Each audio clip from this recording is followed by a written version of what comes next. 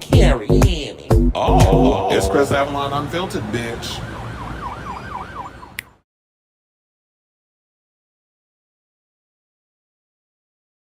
Hey, everybody. What's going on? It's your boy, Kris Avalon, and welcome to a brand new episode of Kris Avalon Unfiltered, where we basically just get into the latest tea, the latest headlines, all the things that we talk about that's been going on in pop culture and all that good stuff. So, we are officially live. I know I'm running late. I apologize. I was supposed to go live at 5, but I was yapping on the phone. And I'm like, oh, it's time to get off of here. Because, I was catching up and keying and things. So, before we get started with today's topics, and my damn nose is itching. It's not the booger sugar. I don't do that anymore. But I don't do it any less either. Know that line? But anyway, so before we get into the latest topics, please do yourselves a favor and look down in the description below and hit that like button, the subscribe button, and down in the description, I got a list of basically all the topics and stuff that we're going to be talking about today. So I want to say, thank you all for tuning in. We got a lot of topics that we're going to be getting to, including there's a remake of The Faculty in the works. We're going to talk a little bit about The Color Purple. We got this drama between Trina and Beyoncé and the Barbs and the Beehive. They going at it over something Trina said. We got some tea about NutMeg McCain still bitching and moaning about the ladies of the View saying something about her one damn time, and apparently it's weekly that she gets talked about. We're going to talk about Lady Karen. Also, we got some tea on Cher filed a conservatorship against her son Elijah Blue Allman. So we have that tea. Plus, RuPaul is a bestseller, and her new book ain't even come out yet. And then, last but certainly not least, we have some tea on Mistress Isabelle Brooks, who basically started a whole firestorm on social media about this one thing that she would like to see banned from future Drag Race seasons. So we got that and a whole lot more. But like I said earlier, before we get started, please hit that like and subscribe button down below. And so that way, when we go live and all that other stuff. And then, in the description and all that good stuff. So yeah, without further ado, let's get into this too. So yesterday I came across something from Daniel Richman's Patreon page that there is a remake. Oh wait, hold on. Let me pull up my banner before I forget. I always forget to put that up there. So yeah, let's get into the topic. Let's start over. It's like I'm all over the place today. But excuse me. Yeah, so according to reports, there is rumors. I don't necessarily mean it was 110% true, but we could talk about it. So apparently there's a remake of The Faculty in the works. It is a movie that I absolutely was a fan of when it came out 25 years ago. I know, where did the hell the time go? But 25 years ago, the movie came out. I believe it came out around Christmas time in 1998. So 25 years later, here we are, and they're talking about making a remake in the film. And the original film was directed by Robert Rodriguez, who, gave us Planet Terror, From Dusk Till Dawn, and Machete, among others. And, the Spy Kids franchise, Robert Rodriguez has been around for a long time. I discovered him through El Mariachi, which, they wound up making another version of that, a full-length film of that, because it was an independent film. When he did El Mariachi, it became from oh my God, totally forgot the name of the movie. It's with Desperado. That's what it was. That's what it became. So it was Desperado. Salma Hayek was in it, who he managed to use in a lot of his films, and Antonio Banderas played that. Played that part. Oh, let me close the Facha book because I had that open for a second. But so yeah, so there apparently is, he directed that film. No word on who's going to direct this film, but the word on the street is that Rodriguez will be on board as a producer.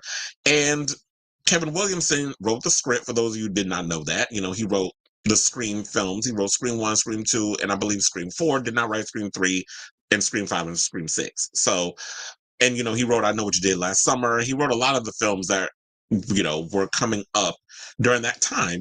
Kevin Williamson was the go-to screenwriter during like the late 90s into the 2000s. So he had a pretty good writing streak that was going on. He was like the go-to screenwriter, especially when it came to writing about young people, because, it was all about the WB, and which morphed into the CW and all that stuff. So basically, for those of you who have not seen the film, the synopsis is: to the students at Harrington High, the principal and Her posse of teachers have always been a little odd, but lately they've been behaving positively alien. Controlled by otherworldly parasites, the faculty try to infect students one by one. Cheerleader Delilah, football player Stan, drug dealer Zeke, and new girl Mary Beth team up with some of their other classmates. Don't forget Stokely. Stokely was my girl in that damn movie. She reminded me so much of myself. When I love that, but I love Stokely. And what I would have really loved for them to have done, and I hope when they remake this, they reiterate this. Stokely gave me lesbian vibes, but I understand during that time, y'all was a little iffy about giving gay characters some type of, space or attention or a character in those type of films. I know the times was different and all this other stuff. So I really hope that when y'all do this one, that you diversify the cast a little bit more. And Usher was in it. We had Elijah Wood, who is like one of my faves. I love Elijah Wood. Laura Harris, Josh Hartnett, Clea Duvall, Jordana Brewster. This was during the early parts of her career. I think around Fast and the Furious era. Sean Hattasey, Sam Hayek was in it. Famke Janssen, Piper Laurie. So they had a lot of people that was in the film that was from like the sci-fi horror movie world. Jon Stewart was in it. Like I said, Usher was in it. Also, Kidada, what's his name's daughter? Quincy Jones. Kidada Jones' daughter was in the film too. But they cut all her damn scenes out. So you didn't really see her in the film, unfortunately. But you do see it, like if you blink and look in certain parts of the film, they basically chopped her up to a bona fide cameo. So I'm actually looking forward to seeing this only for one reason, because I'm always here for a reimagining of something that already existed. If it comes out to be terrible, I can always go back and watch the older film that came out in the 90s. So if they do decide to, if this does happen to be a reality that comes true, because I've been hearing so many stories about them trying to remake The Faculty or give us a new version of The Faculty, I'm actually curious to see where they will go with this. Maybe give it more of an urban setting. I say, and then one of my friends was like, "Oh, I don't know if they're going to do that. It's going to be too many black people." Oh well, welcome to the world, and it needs to be a reflection of that. The Faculty should be set in a whole new in a different way. It should be like in a midwestern town or wherever it was, because it kind of gave me a midwestern vibe or a small town type of vibe. So I would rather they put it in like New York or Chicago. Film it in you could film it in Canada, because that's where they do with everything. Y'all film everything in damn Canada and pretend it's New York or Chicago, because they have like their buildings and skyscrapers and stuff. So you can film it there and see, like, pretend it's New York, like y'all did with Scream, and do it on a budget. I would like to see a more urban setting and then mix it up, have some black people up in it, more black people than some damn Usher. Then you can have some LGBT characters. We need some of those. So there needs to be that representation, and I'm curious to see where they're going to go with this. So I'm pretty excited for the film. I like the original movie. Hopefully they can come up with a really cool idea on what they could do 25 years later. I was thinking more of a legacy sequel where you could bring some of the characters back. Maybe just have Elijah Wood in the film as one of the teachers that moves into a town to become a teacher. And then this happens, and then it's sort of like, oh, well, I know what to do in this time. We know how to battle them, but then it's like y'all come up with more twists and turns to make the film more exciting, and I make it simple that that little drug that Zeke ended up making in his lab at home was the drug that was able to kill the alien and dry it out. So it'll be interesting to see where they go with this sequel, and I'm here for it. So let me know down in the comments what y'all think. Will y'all be here to see a remake of The Faculty? A different version. It don't need to be a shot-by-shot remake, because that's the one thing I think a lot of people get confused by, is the whole, when y'all think remake, y'all think it needs to be remade into what you've already seen, which brings me to my next topic, which is The Color Purple, which I don't understand. I guess people are new. Y'all don't get out much, or maybe y'all don't read. But I just don't, like, when I started seeing online the comments that people gasped or were shocked or were appalled or upset. I'm like, we're still appalled about same-sex anything in America in 2023. Like, where the hell y'all do know gay people exist. And or they think, oh, you're trying to push an agenda. Oh, you're trying to push that gay. It's always we trying to, whenever gay anything get representation in any kind of media, we're trying to push an agenda. We're trying to corrupt your kids, all that stuff. But molestation, any kind of abuse, all that other stuff is perfectly okay in people's eyes. So let me just get to the thing. So The Color Purple movie came out on Christmas Day. I know a lot of people, from what I was seeing online, liked it. I know one of the main complaints before the same-sex stuff was people were upset over the fact that The Color Purple was a musical. And I guess they thought that they were going to get what we already got in the 1985 version with Whoopi Goldberg and Oprah Winfrey and Margaret Avery and Danny Glover and all of them. It's like, no, that movie already exists. The film that Steven Spielberg made in 85, that needs to stand on its own merit as what it is. This new film is based on the musical and I believe the film. It might be loosely based on the book too, but I know a lot of people were shocked because books been being banned left, right, and everywhere, especially if you live in Florida. I pity y'all. But with dumb Santas and all the bullshit he doing. But for the most part, and when it comes to books, The Color Purple is a book that I read when I was in high school, and I've read it maybe 3 or 4 times. So I wasn't shocked by the same sex scene because it's in the book. It's explored throughout the book. And I don't understand why people had a problem with seeing this in the movie. So one, y'all was upset about the musical, which I totally get. Why people like, it was been singing all this other stuff. And that comes from the fact that, you know what? I'm not going to necessarily blame people on that. I'm going to blame Hollywood also. Because Hollywood, I've noticed, has purposely been making sure that they're not marketing their movies as musicals, certain movies, because The Color Purple is a musical. I heard the Mean Girls movie is a musical, and Wonka is a musical.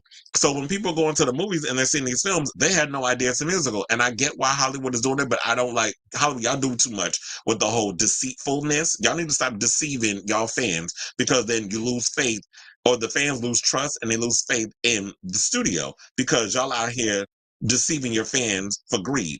Not everybody like musicals. And that's perfectly fine. If you don't like musicals, you don't gotta like them. But y'all should let people know, especially when these movies come out, that your film is a musical. Like with the new Joker movie, the sequel to the Joker with Lady Gaga. That's supposed to be coming out in 2024 with Joaquin Phoenix. A lot of people don't know that's a musical too. So I don't know how y'all gonna market that film because I'm sure y'all gonna only just show like the acting scenes throughout the film, and you're gonna make like a whole faked out trailer. So how are you gonna market that? Because I get it. The last couple of musicals they released, I think the last time a musical did really well was that movie with The Greatest Showman with Hugh Jackman, but that came out like eons ago. Then we wound up getting the movie with what was it? We had West Side Story, which bombed at the box office, and I think that came out around Christmas too. But it might have been Christmas last year or the year before. I'm not sure. And then y'all had In the Heights. In the Heights didn't do well either. First of all, In the Heights was too damn long. That movie went on and on and on. And no shade, I can't really get into Lin-Manuel Miranda's writing style because I'm like, why is this song 7 minutes? Like you going on and on and on with this rap. Like, is there like levels? Like when I hit my hip hop, it's like verse, chorus, verse. I don't need y'all going on for like a whole 7 minute. Like, no. First of all, he irritates me the way he writes. It comes across as a bit pretentious. But I know people love Lin-Manuel Miranda. He gives what he gives, and that's cute. But his sense of how he writes and then how it comes across, it just wasn't working as a musical movie. It may work on the stage, but it wasn't working when I saw In the Heights and all other stuff. So there was that. But then, so I get the whole thing about the musical. Now, the same sex thing, it's like, come on, people. Like, if y'all seen the original movie, which I will say this, the original movie had a bit of a kiss in it. So you really didn't get that much. And I'm gonna play the clip of Whoopi Goldberg, where she did an interview where she explained the whole thing about the whole Color Purple and that whole drama. Because what I didn't know that the NAACP did everything in their power to make sure that this movie was not seen by people. They didn't want people to go out and see The Color Purple when it came out in 85. They was out here telling people to boycott it, and I get why they did it. And I'm going to tell y'all why we did it after I play this clip. So what I want to do is, before we get to the rest of the thing, I do want to play this clip of Whoopi Goldberg that I found on TikTok talking about um, this situation on the whole, like the drama that was surrounding The Color Purple. We got a lot of shit from people. We got a lot of shit from a lot of folks at the NAACP. Yeah. How dare Steven Spielberg direct this movie? How dare Spike Lee, how he doesn't know, and how dare she write this book about black men, and who does she think she? I mean, it was like a whole thing. Nothing but black people in the movie. No, there's maybe 3 white people, but it pretty much is all black people in the movie, and people are bitching about how dare he. So what was it like for you? I was really pissed off. I thought, well, why didn't you make the movie? John, Spike, Luke, and Jesus, why didn't y'all make the movie? He wanted to make the movie. He made the movie. So there was all of that, which then got us nominated. We got us nominated for 12 Oscars, 12 Oscar nominations. And we got not one. Because the NAACP made such a stink about this film. They told people, don't go see it, boycott it, blah, blah, blah. But people couldn't boycott it because so many people had read it, they wanted to see it. Then people were mad that we didn't make the book exactly. But it's like, that's 1984. Nobody was going to let me and Suge make out. They just weren't. One kiss is all you get. We didn't really talk about the fact that she was a lesbian. We didn't talk about it because 84. We could say the word lesbian. Remember, you couldn't say it in the children's hour with Shirley MacLaine and Audrey Hepburn. You couldn't say the word lesbian. But we could say, lesbian. Yeah, breathe it real quick and have a quick kiss. But we couldn't, he could not have made the movie, the book then. He just couldn't have. But he made a damn fine film. He made a really good film with really good people,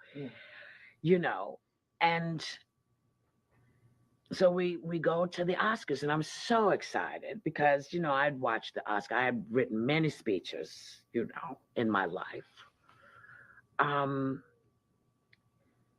And so I go, and the carpet is there, and there are giant Oscars, and people are dressed really nice. And I broke out into crazy, weird hives. I got so sick that The day of the Oscars.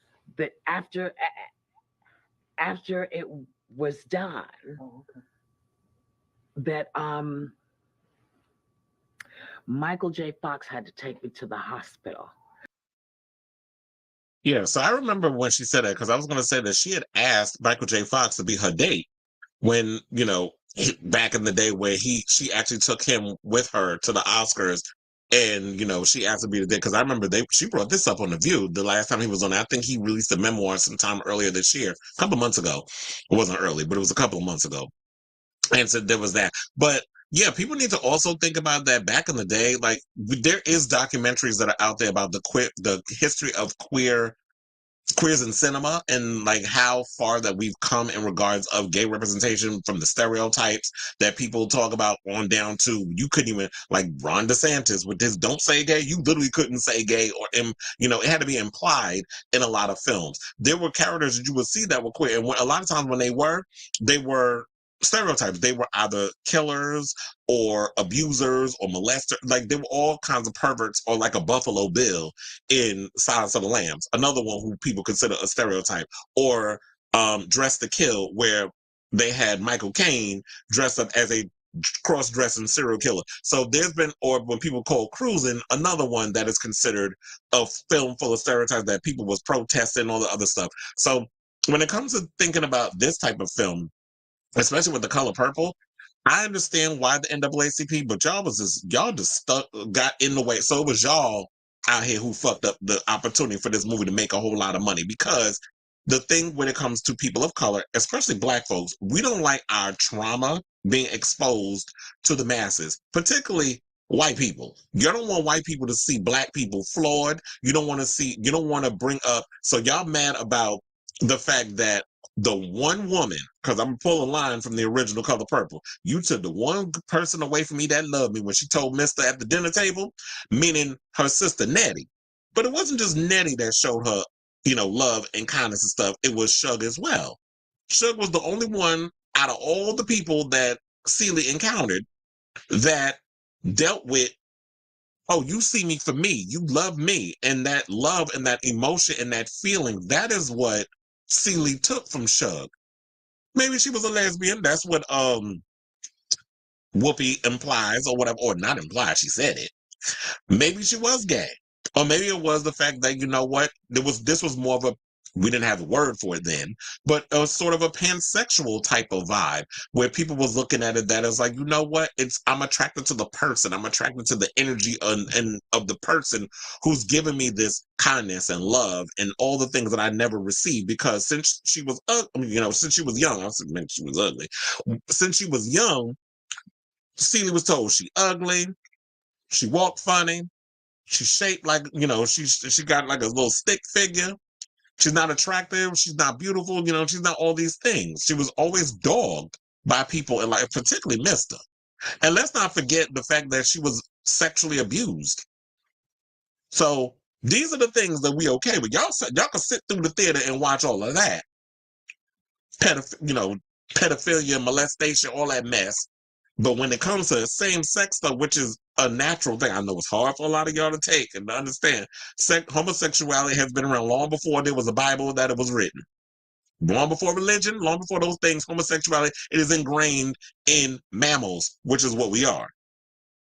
So that has always existed, and people need to understand that as a part of life. We need to get rid of those doctrinations that we've learned from that slave mentality, which comes from organized religion. That's the white man's thing that has been passed down to the slave. Also, religion was created to keep the minds of people enslaved, weak-minded people. So I can go into a whole thing. Look, I ain't get an A in sociology talking about religion and hypocrisy for my damn health. That's how I know. I could stand, I could speak on this because I know. But people need to get out of their own ass with this stuff and realize, you know what, as long as people are out here loving and not hurting anybody, who gives a fuck who's somebody hunching? So I don't know why people get all bent out of shape about that. But yeah, if y'all happen to just go see The Color Purple, go support it. And I'm sorry if y'all don't like musicals. Sorry. I mean, look, we got the one from back in the day. You can sit and watch that. Me and you, us never part, Maki, dad, watch that one. But if you're not into like the whole musical thing, then that's okay. I mean, I know, look, it's a lot for me to sit through singing and dance stuff too. I mean, if I go to see it if I go see a Broadway play, I could stomach that way more. Like Broadway plays is more fun because it's like live and people are actually on stage and moving. But me having to sit in a movie, and look, somebody did bring this up that did make me cackle a little bit. They said, "Oh, y'all all bent out of shape about The Color Purple being a music, but y'all sit through one of the more cheap ass, tight ass Tyler Perry productions and don't say nothing." But anyway, let me see what the comments. Okay, Roberts here says musicals, it's a hit or miss. The problem is that people find musicals as a long ass music video. They prefer just acting. And yeah, that's what I say. I just feel like when it comes to musicals and stuff, depending on the situation, it does not translate for a lot of people. Like a lot of people, I guess, don't have like back in the day, I guess we had the patience because there wasn't a lot of internet. There wasn't a lot of that stuff that was sitting around. So now, because there's internet and there's so many things grabbing at our attention a mile a minute, I just think that people have a hard time sitting through a musical. I know I do, especially a movie musical. It was a lot for me to, like I said, it was a lot for me to sit through In the Heights and the other one. They basically the same damn movie. I mean, the same damn musical. In the Heights and Romeo and Juliet, West Side Story. I said Romeo. Well, it is Romeo and Juliet with the Sharks and the Jets, but still, y'all know what I'm saying. I saw a couple of musicals. Get on Your Feet by Gloria. I wanted to see. I actually wanted to see Kinky Boots. I wanted to see. I actually look back before. Todrick was out here doing what she did. I did want to see it with Todrick Hall, and I also wanted to see it with Billy Porter, but I never got a chance to see Kinky Boots around that time. And I actually wanted to see Get on Your Feet with Gloria Estefan. I saw when the cast performed on The View and all that other stuff, and Gloria Estefan has a great discography. And I would have loved to have seen that as a musical, but unfortunately I didn't get a chance to go see it. So it is what it is. Like, when these musicals come out, you got to see them when you can, because, if they don't hit right out the gate, the Broadway community is ready to chop it and move on to the next thing, like a Legally Blonde or something we already seen a million times. All right, so now let's get into our next topic and talk about Trina and this whole drama. So now when she came out and said this foolishness yesterday, I was like, man, what the hell are you talking about? So apparently she did an interview with who did she do the interview with? I forget. Hip Hop, I think it was Hip Hop DX or whatever, when she was I saw it on one Hip Hop DX, so I assume that they did the interview. But anyway, so she did an interview at the One Music Festival, and she was asked why she thinks there are so many popular women rappers right now. Now, before, I was like, I could read it. Hopefully, it don't mess with the situation, because the last time, I don't know if y'all noticed, but I did a video last time, and that whole video was taken down because I posted a clip of the Dr. Umar thing with Eminem, and it was from Joe Budden. So apparently they flagged it and was talking about that it was a copyright situation. And so, but look, I cut it up, edited it, and put it on TikTok. So what they gonna do? First of all, I'm giving y'all free promotion, but whatever. But since y'all want to go up in there for that hotep, be my guest. So I do want to pull this clip so y'all to hear what she had to say, which got everybody outraged, and then we'll come back and talk. Why do you think now is the time? Like, what do you think there's something specific that happened in music and culture that kind of opened the landscape for more female rappers to rise to the top? Yeah, Beyonce, because she's like the #1 female rapper when she does rap. So I feel like, This is people do sleep on Beyonce when she does spit. There's no sleeping on the queen, okay? There's no sleeping on the queen. It's just one of those things. Like, of course, this is the queen's Beyonce, but when you hear her do a song and it's rapping involved, it's like, oh my god, like it's more inspiration, and I don't know, it's just a good thing, man. I feel like for the girls now, and when you hear them and when you look at them, it's just all different kind of music, and it all sounds different, and we all come from different places, almost kind of like the same kind of upbringing, but then you just branch out and you just have different, everybody from a different city, different state, have a different struggle, different hustle, different story to tell. So I just love to see it and hear it, even if it may not be the best to whoever, to some of us, but when you look at it, you appreciate it more because it's like doing their thing. Why do you Okay, so I know people got their titties in a twist immediately after she said what she said, because here we go with the Barbs piping up with they shit, getting mad because Trina said what she said. Now, I will say this. Trina is entitled to her opinion. She was asked the opinion by the interviewer, and she gave the opinion. She gave the answer she gave. I don't know why people mad. That's her opinion. Y'all, just like y'all have your opinion, but you don't need to drag people or make it personal or say nasty, mean things because she didn't say your fave. Now, this is what irritates me about the Barb community. Y'all get mad when people mention Nicki name in conversations, talking about keep her name out your mouth and all this other stuff. Then when you don't say her name, y'all get mad. So y'all need to pick a fucking struggle. No shade. Pick a goddamn struggle and stick with it, because I'm confused. It's like, are you mad that she say something or she don't say something? Number two, I understand where she was coming from, because she said when she taps into that rap side, she's the #1 female rapper. Now, here's the thing. Beyonce can't be good at everything. She's good at the rapping, though. And if we think about it, let's go back to the era of Writings on the Wall, that Destiny Child album. She was mostly rapping on that album. Sing rapping, but she was rapping. If you listen to like No No No Part 2, sing rapping. You listen to Bugaboo, sing rapping. So in a way, the way Beyonce was intricating, is that even a word? If it's not, I made it up. The way she was putting her, like the lyrics and how she was inciting it and saying it, it was coming across as sing rapping. Now, people need to also look at this way, because this is how I was like thinking about it and looking at it. There was a point in time, because I think during that time, of course, when Nicki was coming up, there was this kind of bridging. And people did a little bit like, look, Queen Latifah rapped and sang and did both and a lot of stuff. So the sing rapping thing has been going on for a long time.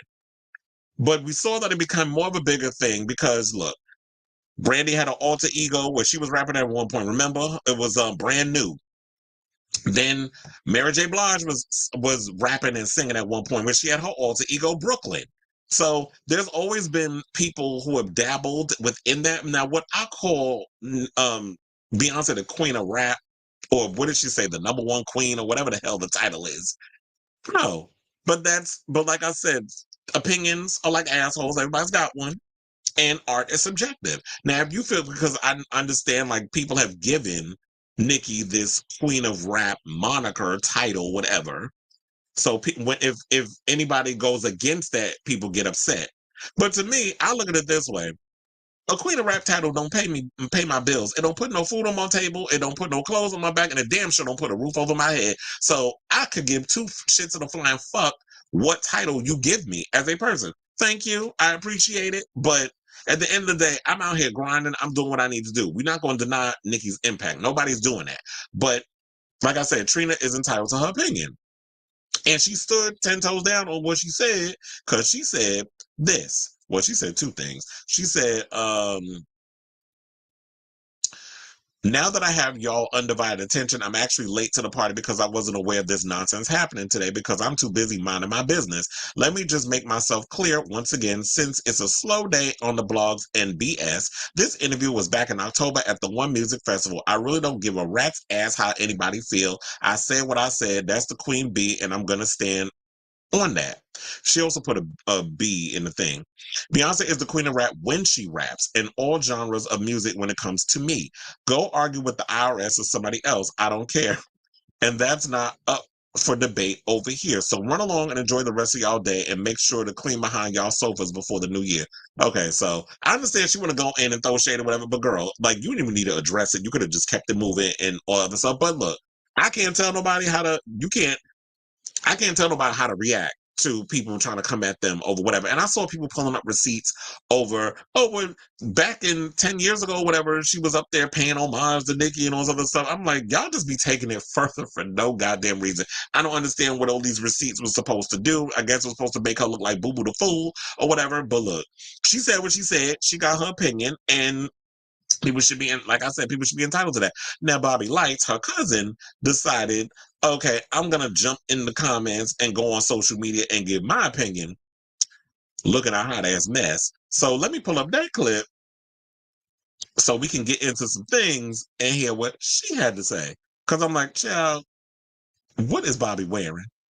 But let's roll the clip. Followed her almost 2 years ago for her showing love to another female rapper. Your fave is not a girl's girl. Trina, on the other hand, is a girl's girl. Trina don't give a fuck. Matter of fact, Trina don't give a fuck about any of the competition right now. Trina honestly did what she needed to do years ago. She went platinum. She went gold. She did what she needed to do years and years and years ago, when you had to sell cassettes and CDs. Y'all remember Specs Music Store?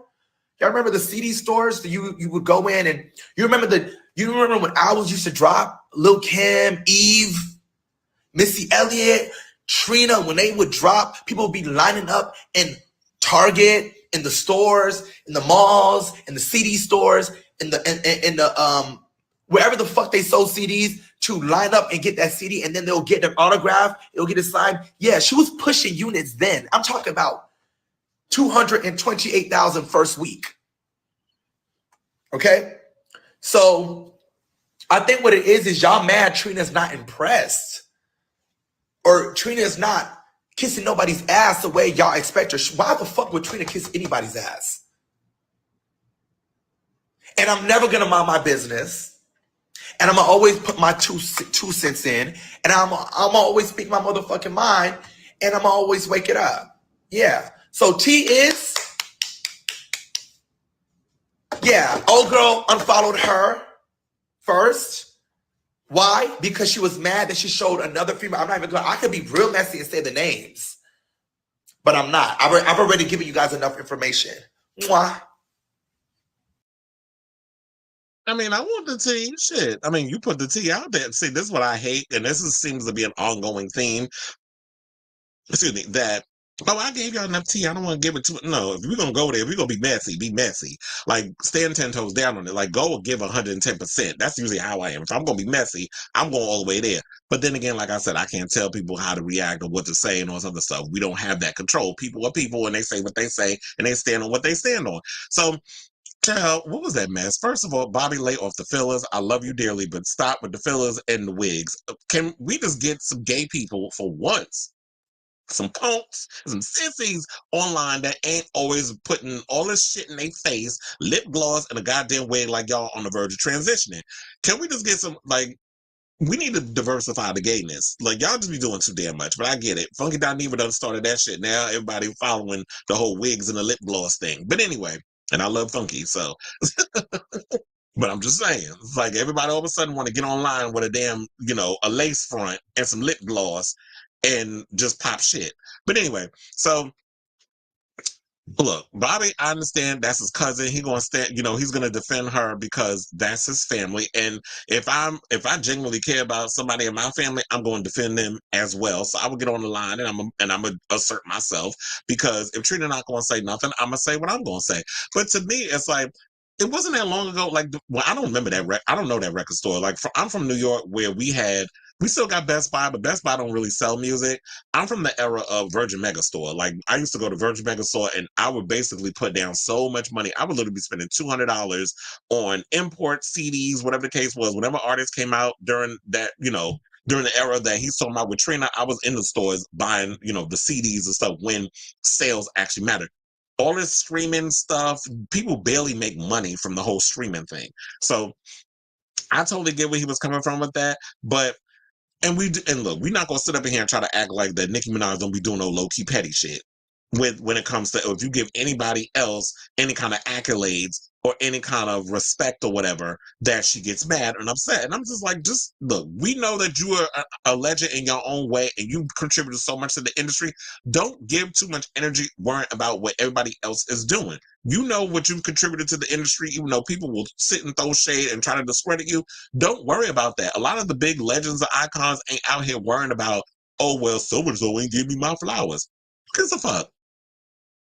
As long as you know what you're doing and you still standing and you still out here giving the people what they want, they out here supporting you, that's the only thing that should matter, in my opinion. So, like Trina said what she said, and I know people is going to be up for debate, but I am curious to hear what a lot of people got to say about this whole thing. And to me, if it was me, I would not give that whole thing to Beyonce. But as someone who loves music and loves hip hop and has been around for a while following this whole situation, I've been naming legends. Like, I'm from the era of Trina, Little Kim, Foxy Brown, Missy Elliott, Eve, Angie Martinez. Yes, Angie Martinez once upon a time was rapping too. She put out 2 albums and I bought both of them. So there was a, Left Eye with TLC, there was a lot of people out here, a lot of female, there was a plethora of female rappers. We even had who? Queen Pen. Remember her? When she was with Blackstreet, when she was on the No Diggity song, and then she put out her albums. They ain't really go nowhere, but her. And then we had Charlie Baltimore, who came up under Biggie, who was another one he was sleeping with while he was with Faith. But that's a whole nother story for a whole nother time. So we had so many different female rappers that would come up. Not all of them stuck. Shauna, everybody had their little first lady. Remy Ma, I live for Remy. We got to give her flowers too. She did contribute a lot to the music. So we had a laundry list of female rappers that were going on and stuff. So yes, I guess, look, I've done wore this story out. I don't got no more to say on it. All I got to say is, you know what? Don't let this shit like this bother. It's like, this is just stuff that get people riled up for no goddamn reason. So let's look at these comments. So I'm going to try to see the Tina musical. Is it still going on? Queen of Latifahs. I did listen to Queen Latifah and stuff when I was a kid too. I like Beyonce, but some of her fans act like music didn't exist before she came out. I mean, look, the Barbs do it too. It's like all these the stan culture. Y'all act like artists didn't exist before the one that y'all obsess over came along, unfortunately. So but the Beehive get like that too. They act like that music don't exist. Music didn't exist when they came along and shit. Beyonce is credited as the innovator of the staccato rap style. Really? Is that because when she was working with Shakespeare, which pretty much sounded like a watered down version of Timbaland's beats? Is that what that came from? I don't know. I don't know if she and Cher. Anyway, we're gonna move on from that. Bobby is a hot damn mess. Cher, yes, he is. There was a spec in South Beach. Let me see what else. Before deluxe editions happened in the late 2000s, Japan had 5. I mean, a lot of times when it came to me buying music, I was not only doing deluxe editions, or there were times when like there were certain artists that I loved, like when it came to Khalees. I was a huge Kris fan, coming up with between that, Kaleidoscope album. Wonderland was her sophomore album, was never released in America, but I did get it on import. When I went to Virgin Megastore, they had it in the import section. That shit cost $20 damn. That was a lot of money back in that day. So I bought that for $20. Or it might have been more than that, because imports was crazy expensive. So I wasn't just buying regular CDs, I was buying maxi singles. So, whenever Madonna released a maxi single of, her song, especially during the Ray of Light era, where it had like 9 tracks with different DJs remixed all over that stuff, I was buying them shits up. That and Kylie Minogue, because when Kylie Minogue came out with the Fever album, since then I had bought a lot of her music, and her music was not being released in America. They tried it with oh my god, what was the name of the album where she the one that has chocolate on it, where she was trying to go more R&B.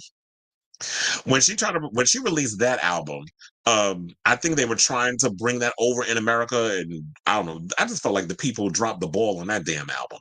So I was buying a lot of Kylie Minogue stuff. There was a lot of artists from overseas that I was buying. I was spending a hell of a lot of money on regular albums, imports, and maxi singles. They don't do that anymore. I kind of miss that. Oh yeah, then Salt and Pepper, there was another one that I remember when I was in school, I actually wrote a script based around that HIV skit that was in the album that, what was it, Very Necessary, with the Let's Talk About Sex or whatever. I remember I wrote a whole little play around that skit. That was, well, yeah, I guess it kind of was a skit, an interlude, whatever you want to call it. So that's how far back I go. MC Light, Queen Latifah, Da Brat, there was a lot of female rappers in the 90s dressing up mass and wearing clothes. Little Kim changed it to, so Little Kim kicked off the whole sexy Lola Falana porn star in hip hop type of thing. It was her, Foxy Brown also, but Foxy Brown didn't have, unfortunately, as big an impact in music like Little Kim did. Little Kim was the one that took it further. Foxy Brown came out with that, and then the China Doll album, and then she kind of fell off after that. Might have been due to the attitude. Who knows? Oh, so it's coming to West. Oh, okay. So, and then I used to buy a lot of import singles, especially. Yep. See, we here. And I remember buying the Japanese Deeper and Deeper EP in '93. There was like 20. Yeah, there's a Body Language. Thank you. I cannot remember the name of that album, but yeah, that was like, I remember they tried to Americanize that record, and I was like, y'all just releasing the wrong damn singles. It was a good record, but they just do not know, still don't, how to market Kylie Minogue in America. My S Club 7 album was $39.99 for the studio album. Jesus. That's what I said. Imports is not, they did not play games back then when you wanted to buy an import. They knew them shits was going to be expensive. And then Robert Price also said Body Language. So thank y'all for that. So yeah, this is crazy. Like with the whole thing with I done wrapped up that topic with the whole Trina, Beyoncé, all that mess. So let's move on and talk about NutMeg McCain, because apparently she needs attention. So she recently did it. I'm not even going to play the interview because her voice irritates me. It's like nails on a chalkboard. So she's trashing her former coworkers to anyone who will listen. So according to Radar Online, McCain trashed her former View co-host this week during a surprising interview about her old gig on the popular ABC morning talk show. And this is, like I said, according to Radar Online. Now, in the latest development to come after the View co-host Anna Navarro appeared to accuse McCain of influence peddling, like Hunter Biden, the 39-year-old ex-host appeared for an interview on Michael Malice's You're Welcome podcast. I don't know who that is, nor do I care.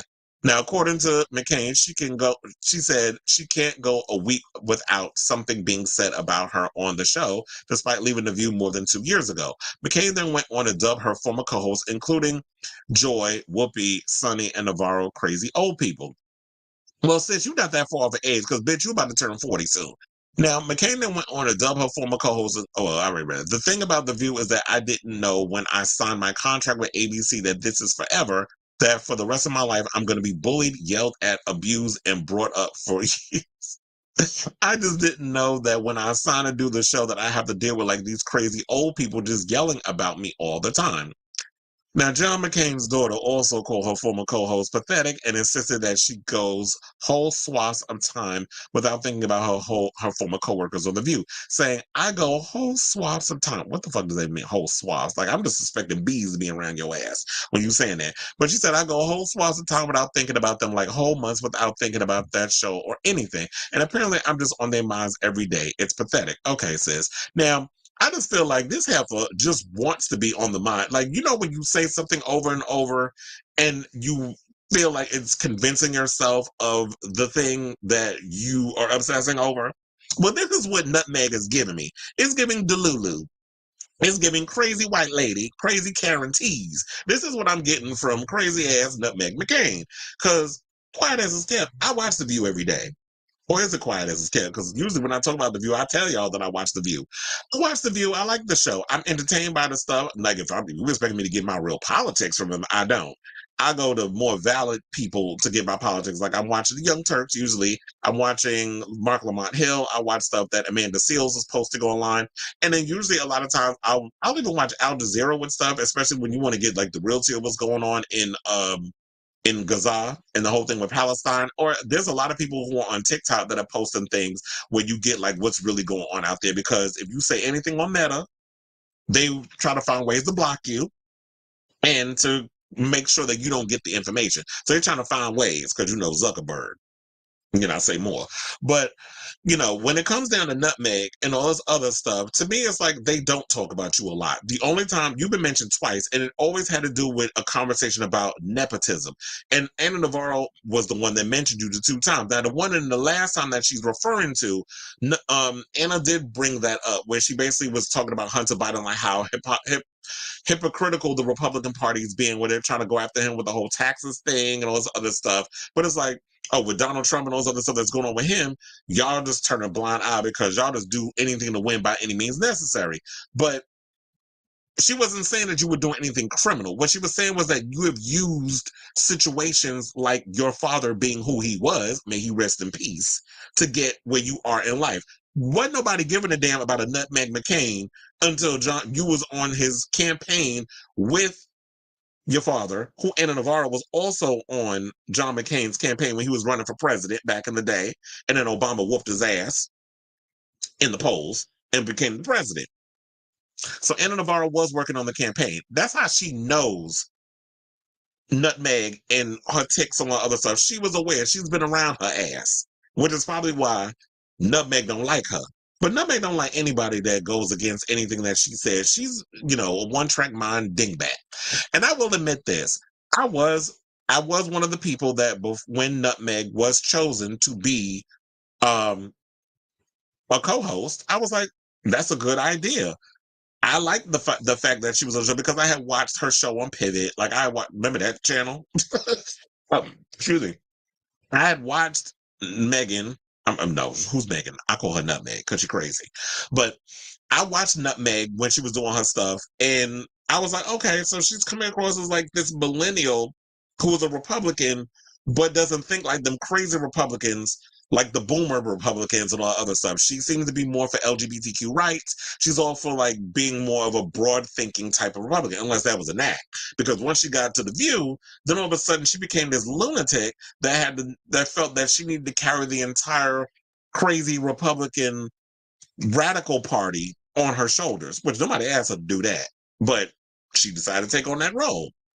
So I honestly don't understand, like, okay, I understand why she's saying all the stuff that she's saying, and and why she's talking about, oh, they're bringing me up and slandering me. It's typical Karen behavior. This is what crazy ass privileged white people do whenever they want to play the victim or they want to act like they come across as the victim. It's like, sis, you are not a victim. A lot of the reasons why people didn't like you is because you brought all that up upon yourself. Your attitude, the way you carried yourself, when people would say things that go against you, you weren't even nice about it. You were just real nasty and mean and just rude when she was on the show. And it rubbed a lot of people, including myself, the woman. I couldn't stand watching her on The View. And I was like, when is this heifer going to leave? Then when she finally decided, oh, I'm leaving, I was, child, praise God, praise the Lord. I'm not a religious person, but I was so happy that she was gone.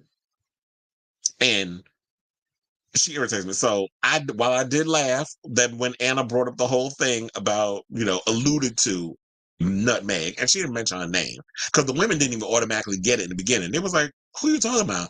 And then she said she used the word here, and then they all burst out laughing.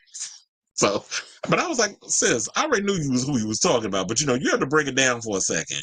But anyway, okay, so let's get to these comments. Felix says Slow was her biggest hit from the album. Yeah, it was, and it's still a bop. You know, she performs it everywhere. I don't know if she's performing it on this recent residency, which I can't wait for that to be over. And I need her to go on a real regular tour and not do this stupid residency. But it's about to be over because Christina Aguilera about to take over in a couple of days. Excuse me. So there's that. So plus Kylie issued her albums in November overseas. That next year, early winter, we had an album, Sam Goody's Soul Body Language from Australia. And that was another thing too. Hold on, because I've had a scratchy throat. I just think like because this weather is changing, like it is literally 50 degrees in New York. The weather's been fluctuating in December. Like we got spring weather in December. But I think that was also another thing too. When I was a fan of an artist, because I listened to a lot of music overseas from like Kylie to Bjork and so many others. And I would buy, and I was also on a whole trip hop music phase. Like I was buying Portishead, Morcheeba, Massive Attack. Like I was buying a lot of those records, and a lot of that wasn't being distributed in America. So there were the American dates, which always came out later, and then you had the imports, which came out early because they always had to release it in the overseas markets first, depending on who the artist was. And I was, you know, me being who I am impatient. So when it comes to things that I really want, so I was like, you know what? I will foot the bill. I will pay the $25 to $30 for this particular album. Like money's gonna come in. I get paid the next week or 2 weeks or whatever it was at the time when I was working. So I was like, I need this coin. I mean, I was like, I'll just bite the bullet and buy what I need to buy.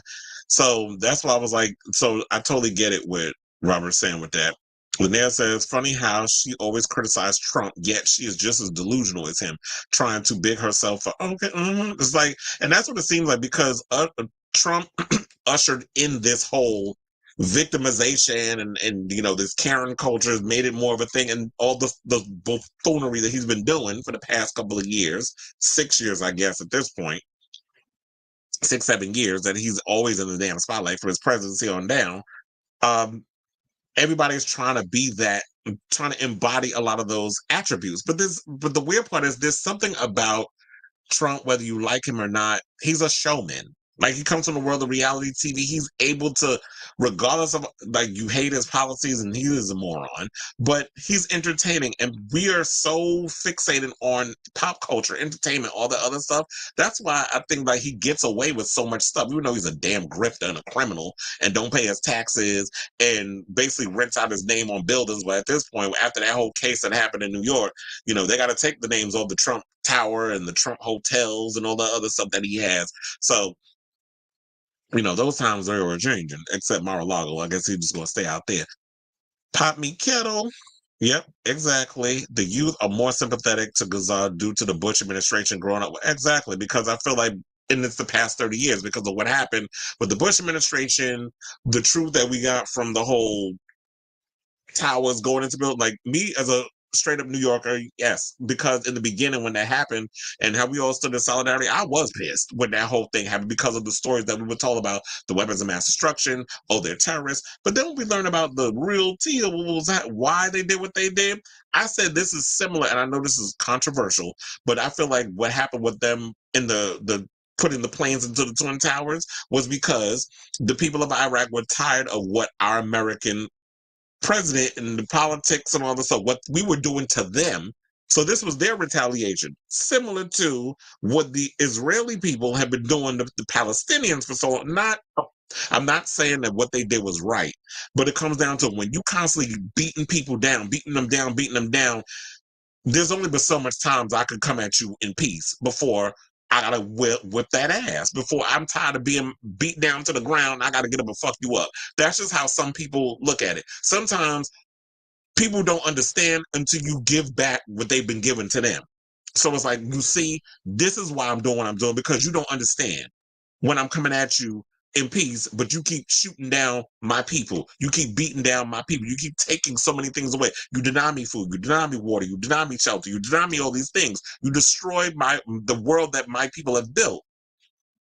So it's a whole lot of that, but I don't want to get too much into the politics. But it was just, look, since we talking about the youth and stuff. Plus, they know someone who is Muslim and knows they're misunderstood compared to what look, we went through a whole period, with the Bush administration where it was anti-Muslim and hate the Muslims and stuff, which code for people who are brown skin. It was a form of racism.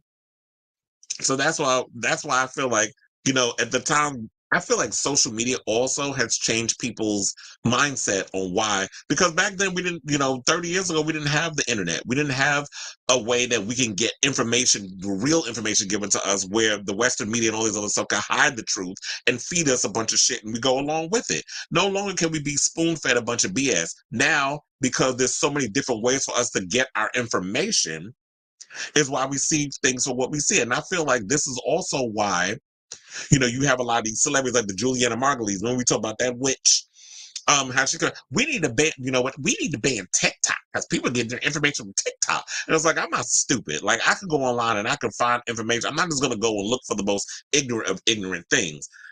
When she said what she said, I feel like because they know the true stuff is coming out about, they can no longer spoon feed us the BS. So now the truth is coming out from other places that Meta is trying to keep from coming out and all this other stuff. Now it's, oh, we need to ban TikTok because people are going to find out the truth. We can't have them find that out because we've been keeping up the charade for so long. Megan was okay in the beginning on The View, but over time, yeah. And she became at some point, and I think that's what it was. It was like, I was expecting that girl from the whole Pivot show. And I think that's why they brought on Abby Huntsman, because they were like, oh, at the time it was, let's bring on people who had an inside situation into the White House so we could bring them on and have this conversation, especially because I think NutMeg came on when Trump was president. So her having an insight into politics and that sort of thing. But now I think that's why they got Alyssa Farrell Griffin on there, because Alyssa worked with Trump down to the January 6th, when that whole shit went down. Then all of a sudden everybody was like, oh, now he went too far. Now we got to abandon shit. And now, because she had an insight into the whole Trump administration, now they gave her a job. So I see what they was doing and why they hired the people they hired when they hired them, particularly if you're going to be, the sole Republican voice on the show. I think they they have, okay, so they, like with The View, that, well, I guess now they do have two Republicans. They have Anna and then they have Alyssa, and you have two Democrats, which is, that's what, now I'm thinking about it. I was like, maybe they need two Republicans on the show. But you have one with common sense, the other one not necessarily. The one without the common sense at times is Alyssa. But now they have, who is it? Whoopi and Joy are the old school boomer Democrats. They need a progressive on the show. Sarah Haynes is an independent. And then you have Anna Navarro, who I believe is a fiscal Republican, but not the Republican, where they hate gay people or black people and all this stuff. She's more or less about the money and the tax cuts and all that stuff. The fiscal Republican, the old school Republicans from back in the day, like from the Bush era and on down. And then you have Alyssa, who was like the millennial, who was coming up in that whole situation. So she honestly deserves an Oscar for it, because I've never seen a talk show host make every child. No, she needed, no, that would be Emmy, because that's what they. She did a daytime Emmy Award, one of them ones they give like for the soap operas and the daytime talk show hosts. They need to give her that. Megan's behavior on The View tainted it so much for the Republicans that I was prepared to hate any Republican representation after her. Yep, and that's why I was like, they couldn't go, because she was so radicalized. She was so crazy on that damn show. At some point, you couldn't even have her on the show. Oh, I messed up with Sailor Mermaid's thing. He said, yeah, it's bad when Sunny got irritated with her. And the funny thing is, she throwing shade at, this is why, another thing with Sunny give me overachiever tease. This is why Sunny Hostin needs to stop calling everybody her damn friend. Because remember at one point, she was like, oh, Megan's a friend of mine. Girl, stop calling everybody your damn friend, because not everybody is your friend. First of all, I think any logical person can count on one hand how many true friends they got. Sunny got acquaintances, but she want to call everybody her damn friend. She friends with every damn body. Everybody who come through the show, they her friend. Stop calling everybody your friend. Not everybody's your friend. And NutMeg ain't nobody's friend. All she care about is herself and two little bastard children she got and that fat fuck of a husband, Ben Dominic. Didn't Megan come on after? Yeah, I think so. Raven was not a good choice for The View. Remember Watermelon Drea? Remember when she said that? She was always saying, I actually went to The View when Raven was on the show. I think it was Raven was on there. I think Michelle Collins was on there too. And Candace.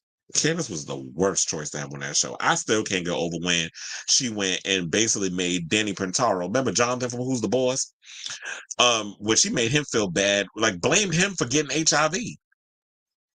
I'm like, sis, shut up. You church people, y'all blow mine with all that. Yeah, there was a thing with that. The clip's somewhere on YouTube. Y'all can look that up. Where she basically, her and Raven Simone interviewed Danny Pentaro because I guess they want to do something with 80s and 90s like sitcom stars or whatever, and have them have a conversation, interview him. And basically he was I think he came out with a book or something. I don't remember what the whole situation was, but they got into talking about him, and he was his meth addiction, and got into wound up HIV positive, was being promiscuous, and she basically just slut shamed him and blamed him for getting HIV. Look, the good thing is we got PrEP out here now. Undetectable means untransmittable. Like, we got all of that education. And it'd be nice if y'all gonna cover this type of stuff on TV, that y'all have people that actually are educated in that department, and not, because she was giving Kirk Cameron with titties tease. Like, you out here just perpetuating this homophobia situation, and you can't tell me, look, I don't care how many times you got a gay man beating your face and shifting your wig. People are just homophobic, and she gives that, and that's why she over there on that channel doing what she doing. She ain't on Hallmark and the rest of them anymore. And like Felix says, because I see his comments, that she is a lot, exactly, but he's worse, I think. Okay, so let's move on to our next topic, because we got 3 more topics, and we went on with the whole NutMeg station. But it was like, look, everybody was chiming in. There's no timer when it comes on to the show. We already an hour into the show. Okay, so our next topic we're going to talk about is Cher. So there's a story about her coming out with the whole conservatorship that I was like, okay, this is a good thing to talk about, because I seen there's some people online, and it was funny because I was thinking about this with the conservatorship. I knew for some reason somebody was going to compare it to the situation with Brittany and Jamie and how he put her in a conservatorship. And as I was thinking about it, because I read when I had posted the article and all the other stuff, Robert's friend of the show, who's been in the comments, sent me something where one of the guys from Breathe Heavy, I was like, who was that? I forgot the name. But someone from Breathe Heavy tried to compare it to the same situation. I'm like, I vehemently disagree with you comparing it to that. So, according to legal documents obtained by Page 6, the music icon has requested to be the sole conservator of her son's estate over concerns that he cannot properly take care of himself or manage his own financial resources because of his alleged struggles with drug abuse. Now, in the document, Cher, who's 77, claimed that she has not been able to discuss Elijah's preferences concerning the appointment of a temporary conservator because his current mental and physical health issues leave him unable to perform or express a preference concerning the appointment of a conservator for his estate. The documents further detail Cher's concerns that her 47-year-old son cannot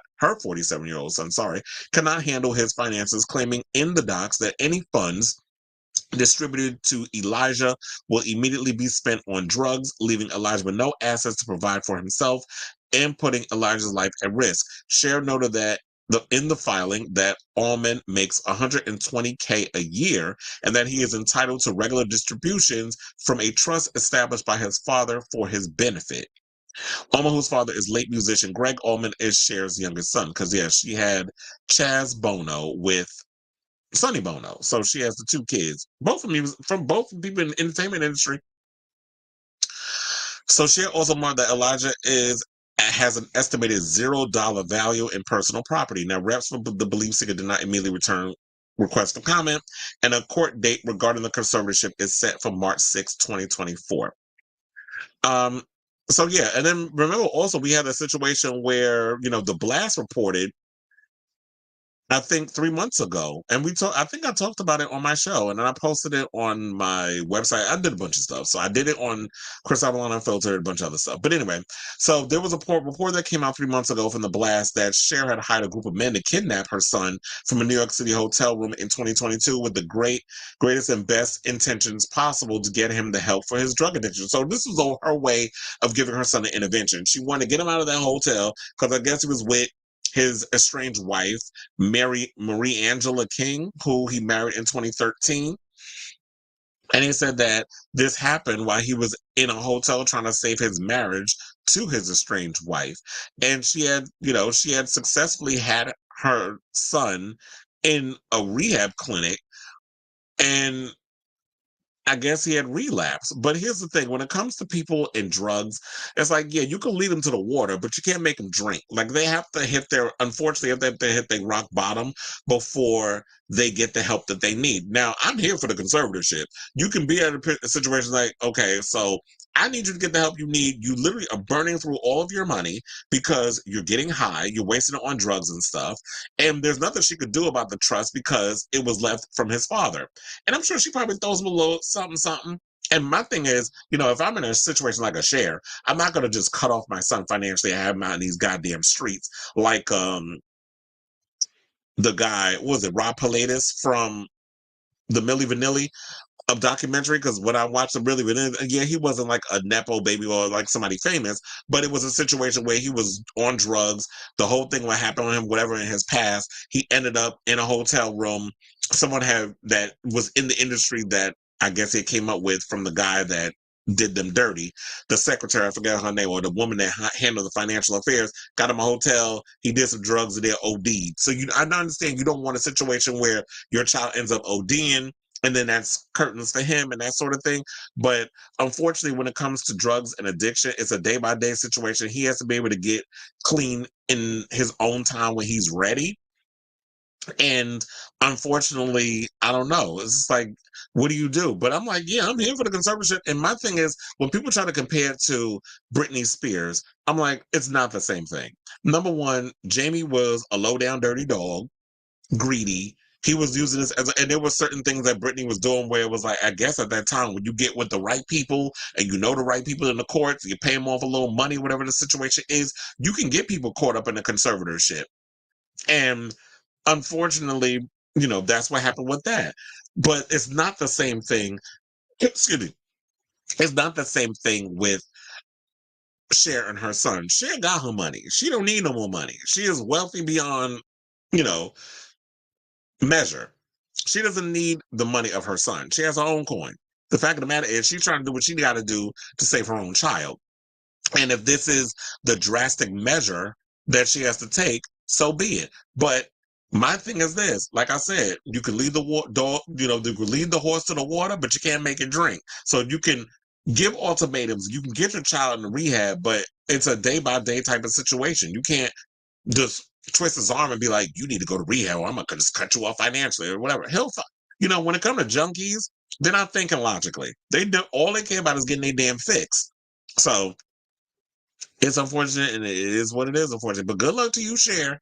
I hope that Elijah gets the help that he needs. I mean, he's 47. He's so young, but hopefully he gets the help he needs, and maybe he needs some therapy too, and find out, what caused him to get caught up in these drugs. Like, what kind of childhood trauma has he not worked out or dealt with?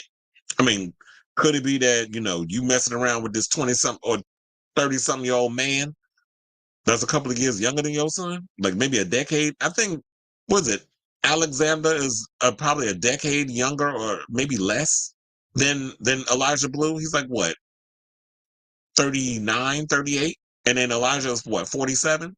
So it could be like a good decade young. But anyway, let's see what people saying in the comments. I love Raven, but she be saying some shout out to her, because I know she lost her brother around Thanksgiving. Blaze, he passed away from cancer. There's a lot of people pass away from cancer. Like she lost her brother to cancer. Chicka D from Honey Boo Boo show, she died. I heard that they filmed some stuff with her for a reality show or whatever. She passed away from cancer. Then we lost Camar de los Reyes, who basically was, Antonio Vega from One Life to Live. He passed away from cancer. There's a lot of people that's been that. Andre Brower, we lost. Like cancer has just been taking a lot of people this year. But meanwhile, we still got Krishan and Blueface still breathing. So I watched enough intervention to know that someone won't get help exactly unless they really want it. So that's why I said like Cher could pull all the desperate moves that she wants, but Elijah's got to get the help that he needs at the end of the day. I wonder if growing up having Chaz as his sibling hurt him. It could be. I mean, Chaz was before Elijah, so I don't know. We'll have to see how were they raised? Was Cher always around? I mean, I understood like she had to be a hustler. She was, being a gypsy, a tramp, and a thief, but more or less a gypsy because, gypsy, I see it in a way like someone traveling a lot, performing. She had the variety show. She was traveling from here, there, and everywhere doing tours. Also, she was an actress. Remember, she's an Oscar winner. For Moonstruck. She was out acting and doing all other stuff. So, there's been a lot of that. So who knows? I'm thinking it had to do with the upbringing. A lot of times people have a hard time accepting the fact that mothers have to get out here and be entrepreneurs and working and paying the bills and they the sole breadwinner, because both the fathers is dead, Sonny Bono's dead, Greg Allman's dead. So I am curious as to like what was the childhood like? Man, what has that played a part in him leaving, him getting caught up in the drugs? Because remember, like if y'all saw the documentary with Donna Summer, they said she did what she could to raise her kids or whatever, try to be there for her children, but her going away and stuff, they felt that there was some sort of disconnect. So there could have been a lot of that too. It's not easy raising them damn children, raising children. I'm hearing Madonna's father might have died. Boston. Wait, what does that mean? Oh, Boston was postponed. Look, as long as you don't postpone on New York dates, I don't care. No shade to those of y'all who live in Boston, but if her father passed away, condolences. I hope that's not. That didn't happen. I mean, her father has been around for a long. I know she's had like a rough relationship with her father, and it's funny how I remember how she said the one tour that he actually liked was the Reinvention tour, probably because it was less controversial. That's what was less controversial with a lot of the stuff in there. And Madonna's vocals was on point with that tour too. But I hope not. I know it'll be devastating for her, but it would suck if the tour is canceled because I'm looking forward to seeing her. Yeah, he's in his mid-90s. Yeah. Mm-hmm. Yeah, because my parents, like Madonna, is in their 60s, and my grandmother is about to turn 90 in next November. She just turned 89. And then my father's father just turned 90. Remember when I told y'all that I went to his birthday party and all this stuff, they gave him like a big party. So yeah, so it sounds about right within that age range. But I'm like, I hope not. Because you know what? It's funny how she almost lost her life and then, she's coming back, recovering, getting better. And you're seeing like the more she's been touring, the better she's been getting on the road and all other stuff. Like it seemed like she's finally getting into the groove, no pun intended. And I feel like once she gets back to doing the show, which I believe will be probably, I think next week, because after New Year's and all this stuff, she'll be back on the road doing the American dates. Now, then you got to deal with another devastating one. I was like, child, they were, the universe really will try you and your perseverance. Okay, so we got two more topics and then we are out of here. So let's talk about wait, where is my topics? I'm like, oh, sorry. I'm like, yeah, because I'm all over the place reading your comments and I got to flip from here, there, and everywhere. Okay, so let's talk about RuPaul, who is a bestseller already from their memoir, The House of Hidden Meanings. The book don't come out to March, mind you, but it's already a bestseller, which makes sense because they always say the pre-sales that, they the pre-sales pretty much dip it and do it. So congratulations, I should say, to the queen of all drag queens for the upcoming memoir, The House of Hidden Meanings, hitting the bestsellers list. Now, after first being announced in October, RuPaul's upcoming memoir, The House of Hidden Meanings, is now available for pre-order on Amazon, where it's already a #1 bestseller. The book will officially ship out on March 5th. The book only focuses on RuPaul's first 40 years of life before he co-created Drag Race, for which he's earned 3 Emmy Awards as its host.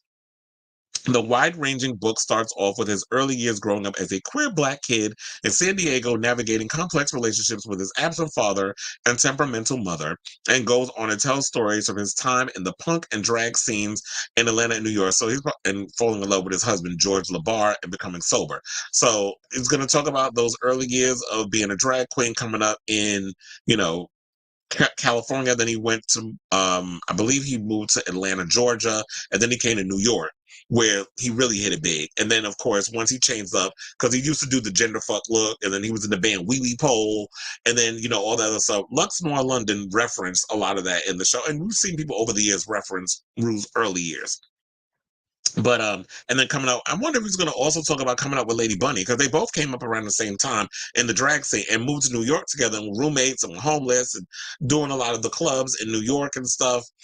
And then, meeting up with, I would love to, so I'm hoping like we get another memoir where he talks about Fenton and Randy and meeting them, and then being a part of the whole World of Wonder family for so long, and then conjuring up, how did they come up with Drag Race, and then talking about the fandom and the toxic fandom. So I'm hoping that we get that, because recently I have started rewatching RuPaul's Drag Race. Like, I went back to the beginning. I'm already on season 4. That's how, within the past 2 weeks, I've been binge watching a lot of the earlier seasons. In the last 2 seasons, 2 weeks, not 2 seasons, 2 weeks, I've actually been binging the old seasons, just to kind of like get that nostalgic feeling, being like, okay, so this is where it started, and all the things that so many complaints of people online about what irritates them about Drag Race has become too slickly and overproduced and stuff. So I've been kind of going back and thinking about, you know what? I miss the days of when they had immunity. They're bringing immunity back in season 16, but I miss the days when they had immunity and all the little simple things that they used to do on the show back in the day. So in a way, I'm glad that they're bringing that back. And I have to say, someone did say, because I want to bring the picture up, that Rue looks good with facial hair. So, when I posted this article on my on Facebook or whatever, I do agree that I do like Rue with the with facial hair. He looks good with a goatee. I wish they could kind of bring that on more. And I'm sure that there's makeup that you could use that can hide all that. Or you could be a bearded queen, change it up. But I know Rue has a signature glamazon look, and I actually am looking forward to getting this book. I am going to get the book though, because I was thinking about it, but I was like, you know what? I was kind of going back and forth. I'm like, do I want to get the book? Do I not want to get the book? But I do feel like I should support. So I'm definitely going to get the memoir, and I'm looking forward to hearing what's up in there. So now, I'm actually also looking forward to Drag Race next week. I'm thinking, because I haven't done this in a long time. I'm actually thinking about going to a couple of, like a viewing party or something. So if anybody's got any viewing parties, whatever going on in New York City, then they're going to charge a cover to get the fuck up in there. Like, I'll buy a drink of $5. But I'm not paying no $10, $15. Like, I'm from the era of Drag Race, where I used to go to Industry and all the places on a Monday. Because that was the day that Broadway was closed. Broadway's only closed on Mondays. That was the time that, the people would go up in the bars, and the bars was full. Kind of miss those days. I wish they would bring it back to like being Mondays. But now they got it on Fridays, which is weird, because Fridays is the day people out, they want to go out, lay their head down, get drunk, party, because it's the weekend. And y'all want to show Drag Race viewing parties on a Friday. I heard Candy Muse is doing one, because Tsunami is on this season. So I heard Candy is doing one. I don't know exactly where, but I need to look into that. But yeah, I'm gonna definitely check out and see during the week of Drag Race, because I know my friend is coming into town. 2 people I know. Victor Yates, friend of the show, is coming to New York this week to go to the event. And then a friend of mine is actually going to be going, being media or whatever, there as well. I'll probably do season 17. I did season 15. Y'all already know. Y'all seen the pictures on Instagram and me talking about it in past episodes. So yeah, now speaking of Drag Race and seasons, let's talk about season 15 queen, Mistress Isabelle Brooks, who, in my opinion, I feel like Mistress gave me what I've been wanting for so long in regards of the drag queens on Drag Race who don't give a damn about this toxic fandom. I feel like the stan culture when it comes to your favorite musician, be it a Beehive, a Barb, the Madonna fans. I don't know what y'all call themselves. The Rebel. What do we call what do Madonna fans call themselves? The Rebel Hearts. the Rihanna Navy. Whenever you get like that hardcore standum, a lot of y'all can be so damn toxic. Y'all ruin shit. So I feel like a lot of times the hardcore fans of Drag Race, y'all have ruined the show.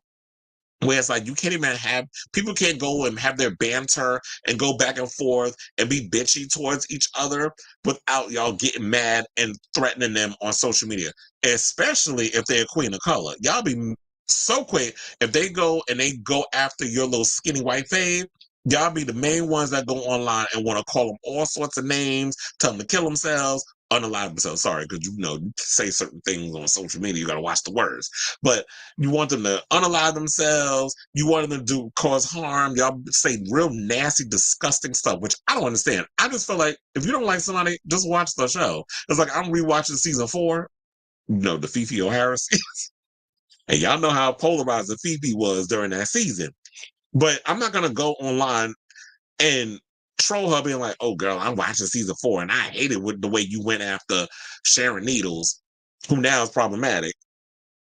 Years later, if y'all know, look it up, Google Smoogle, the tea is all out there. And, how she went after Willem and so many other, how nasty and mean-spirited she was in the show. But it's a competition. And for those of us who have gone to drag shows long before there was a drag race, I'm aware of the bitchy banter that goes on behind the scenes because I know a lot of drag queens. A lot of the drag queens that I knew that was in the earlier season, now I couldn't tell you who's who on these new seasons. But in the earlier seasons of Drag Race, it was like I was aware of a lot of the queens. I was aware of Jasmine Kennedy. I was aware of Bianca Del Rio. I was aware of Jiggly Caliente. You see her perform in the Web, which is the only Asian gay club in New York. It's not around no more, but I used to see Jiggly when she would perform there. Also, that's how I met Max Connor. Max Connor was a dancer at the Web. Before he was Max Connor, he was Cliff. So that's how I knew him. Yeah, I knows the people. So,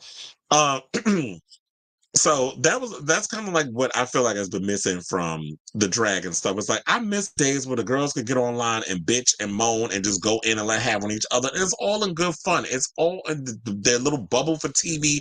I want to be entertained. I don't just want everybody to like each other and just give me fashion and give me this and give me that.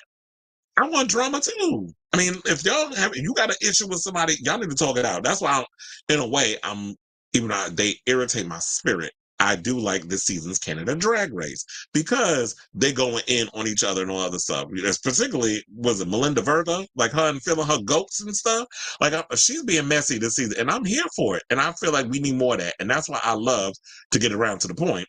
This is why I love Mistress Isabelle Brooks. She was stirring the pot the whole season and didn't give a good goddamn what these fans think. So it's like, if y'all going to be that, you got to go in there with a thick skin and not care about what these fans think because I'm here to make good TV. That's my mindset.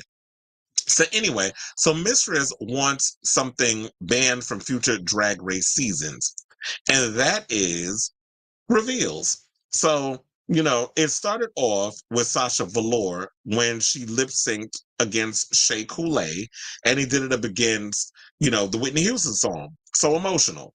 And then she lifted the hair, and then first it came out of the gloves, the petals, the rose petals. Then it came out of the wig. Everybody gagged. Then since then, everybody and a mother try to have their own Sasha Velour moment. And I feel like that took away from, in my opinion, the shock and awe and the surprise of the show. And then it just hasn't been the same. So now I feel like every finale, which word on the curb is they already filmed the finale of season 16. Like, the big one but without an audience. So I already heard that. I guess they're I hope this is the case, that they're going back to the earlier seasons. Like, remember when they actually filmed the finale, you saw who won? And it wasn't just, we got to film like 5 different takes of the top 5 or the top 3 or whatever. So that way we can edit in who won. And then you get the reaction through, some video of a camera showing it. Like, I hate it when they did it. It just didn't feel authentic. I like the earlier seasons where Tyra Sanchez, when she won, she damn near died on the stage or passed out. I mean, I don't want nobody to pass out or lose oxygen, but she said, I forgot to breathe.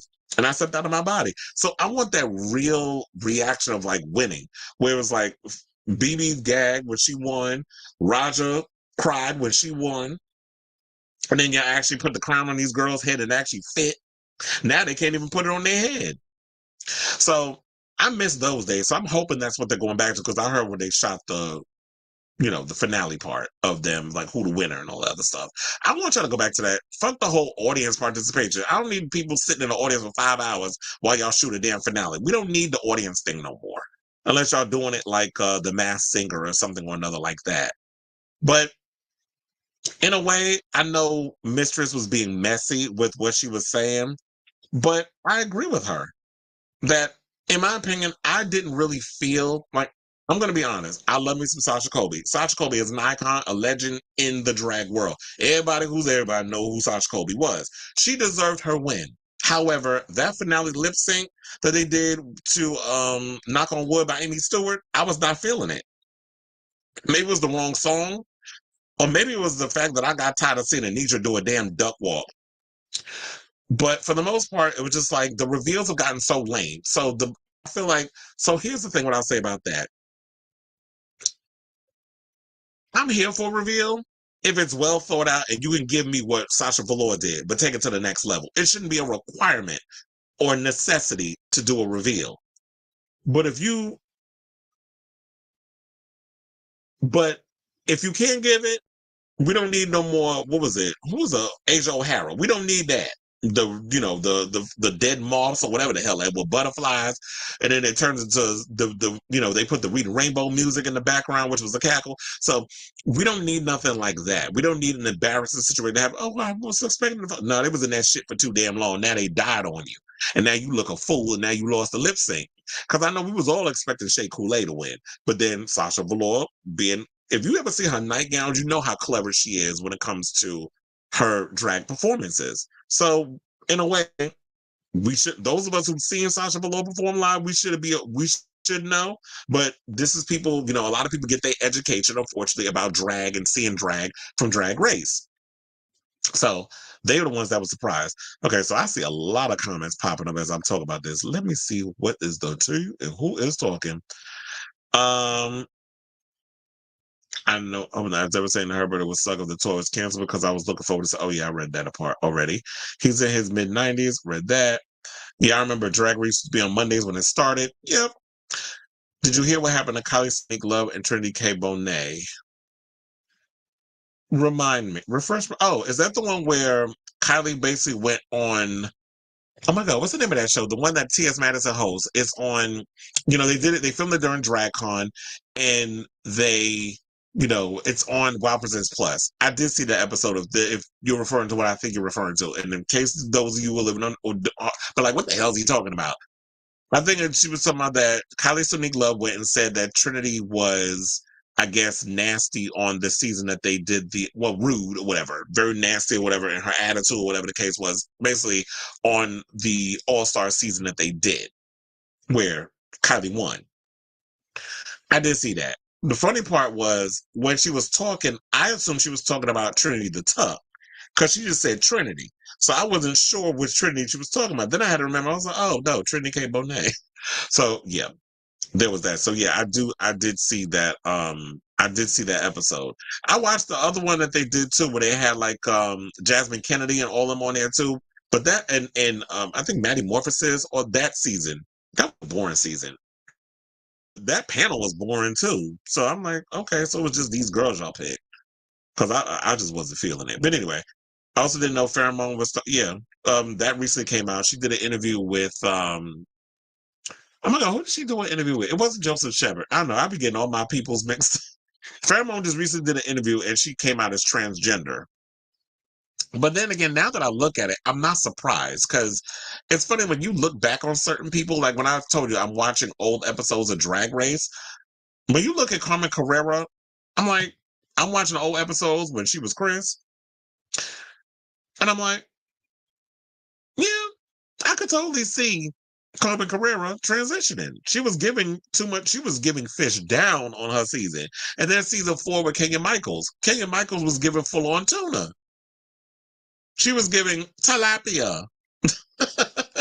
So I definitely got transsexual from, like, when you look at certain people on the show and you hear later on they come out of trans, I was like, yeah, I can see it. I don't know why I'm surprised. I met Latrice Riel like 5, 6 years before she was on Drag Race. I also remember seeing Rebecca Glasscock. Child, I love Rebecca Glasscock, but her drag, she was the one. Look, she's the one that brought in that whole mall drag. She was the one, the lady top, looked like she got her from Goodwill, and then the denim jeans. She was given full on. Yeah, she was good. Oh, he said Fort Lauderdale, and then the reunion. Yeah, um, there was. There was type of some special whatever that Bring Back My Girls. That was the name of the show that they had, where Kylie came out and said what she said. The same thing with the other girls. I think what was it, season 14 or whatever. They had that cast on it. T.S. Madison moderates the Bring Back My Girls panel that they do every year at DragCon. So they started putting out the episodes and stuff. So the first audience finale was season 4. Oh, so yeah, because this is the season I'm coming into. The previous seasons it wasn't an audience finale. The first audience finale was the one where Sharon Needles won. It's like the splits and dips are so predictable now. It's like, oh, here comes the chorus. Time for a split. The bridge. Okay, a dip or a jump split. Oh yeah, so that's what it was. Thank you. So it was Maddie Morphosis, because Maddie Morphosis has a show called Give It To Me Straight, and she interviews a lot of the queens and stuff. I know Pheromone. She did one with Pheromone, and there was another one that I saw. It's like all of a sudden I'm drawing a blank in a lot of ways. There was another one she did recently too, where she talked about. There was another queen Alaska. She did one with Alaska that I watched. That was really good, and that was the one where I referenced when I was talking about her with the whole thing of would she come back and do All Stars. And she said she don't think that she would come back and do All Stars because of, she don't know if they would invite her back because of her association with Willem. That she feels like that they'll purposely try to sabotage her. Speaking of which, I'm going to get to the other comments in a second, but I had someone leak to me the requirements that it takes to do season 17 of Drag Race. So if y'all want to know the audition tape criteria, I got you covered. There's one I got also the one for Dragula too. So hold on, let me pull up the one for Drag Race. So RuPaul Drag Race season 7, because I think season 17 you were still sending your audition tape. So the audition instruction says, for your RuPaul lip syncs, please make sure you choose one of 3 songs. So you have to choose Star Baby, ASMR Lover, or Courage to Love. The last page of the season 17 audition tape instructions have detailed instructions for how to create a Dropbox share link.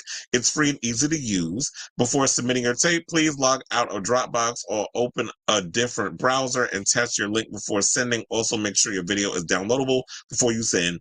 We strongly recommend sending in your completed video in the weeks before the deadline. Don't wait until the very end. And this was sent to me on December 11th. So they have the audition instructions, and it's a whole Dropbox situation, a PDF file. I didn't open it, so but yeah. But from what I heard, but I got the Boulay Brothers one too, and if I can get it to open, I was like, what happened to it?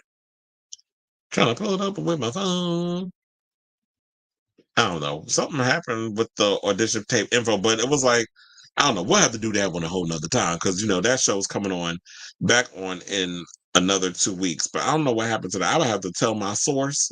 I was like, I don't know what happened with the Boulay Brothers audition tape, but it won't open. Information, on how to do it. But I heard there's a lot of stuff that they make people do now to get on the Boulay Brothers Dragula, and including they want you to do something crazy in public. I'm like, child, y'all gonna get arrested, but I guess that's a good thing for the Boulays.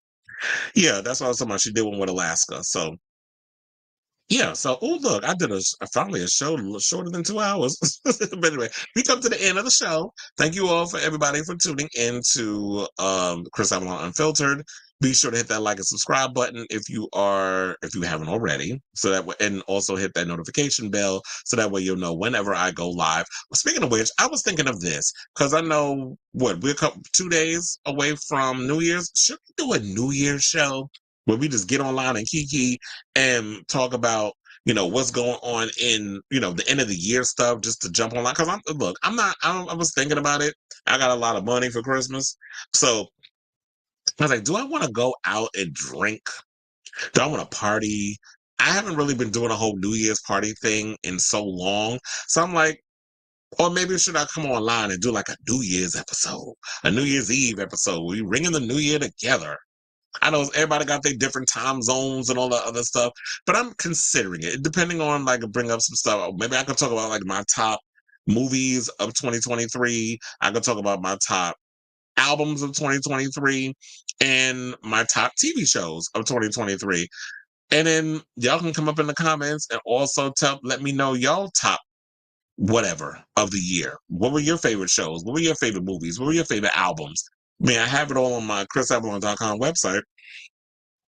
And Felix said he's going to have a couple of friends hang out. Like, I was thinking about that too, but I just feel like, especially in New York, it's crazy because, you know, we have the whole thing with Times Square in New York. We have the big ball drop. So the subways get crazy. The people are crazy, the train traffic.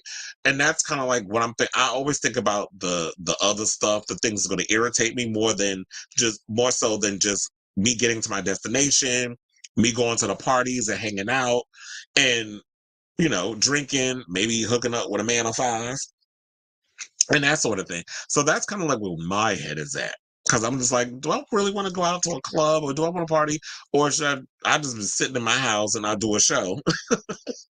Or I even find the ring, like watching a ball drop. That shit is lame.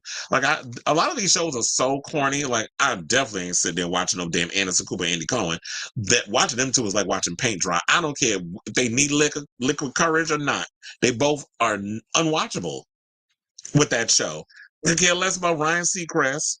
I could care less about all these other. But then y'all pick these lame ass people that be up on there performing stuff. I did hear that Cardi B is doing a special with LL Cool J, and then they're going to be on the whole New Year's Rocket Eve with Dick Clark thing, what Ryan Seacrest does.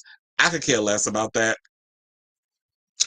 Even though Cardi B is hosting a party with Offset, but in separate parts of the same hotel on New Year's. So their thing, I'm sure, was already pre-taped, which is what a lot of that is. So I just find a lot of it and a lot of the music now that they be pushing on these things is so corny and boring. So I could care less. But I don't know. I'm thinking about it. Who knows? I may decide at the last second, you know what? F it. I'll go to a club and ring in the new year and be a whole hoe. But anyway, so this for real is we are out. Love you all for watching.